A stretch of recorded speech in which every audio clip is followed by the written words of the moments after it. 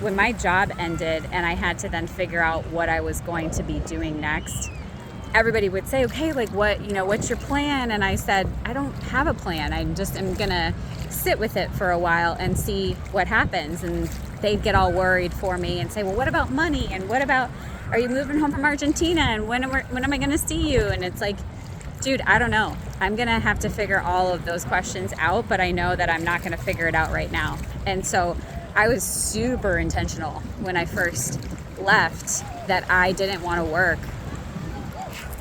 Oh God. I was super intentional that I didn't want to work for a while until I could figure out who I wanted to serve. Because that's my number one question. Like, I knew I was gonna definitely open a coaching practice, and I knew I wanted to help people, but the problem was that I wanted to help too many people, and I couldn't kind of create a niche for myself. And so I just literally like would just lay up in meditation in a yoga class. I didn't really know I was meditating then, or wasn't considering it to be that.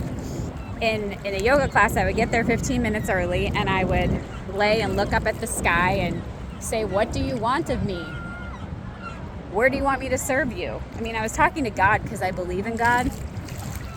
And the question is still true. It's like, I want to be guided on who I'm serving. I'm not an expert at figuring out, sales and marketing and all of that. I actually know very little to nothing about that. Like, I don't have a strategy.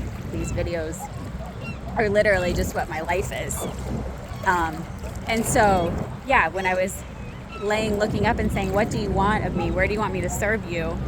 That is a question for God. And I do hope that I'm going to be guided to figure that out. And I think that I have been.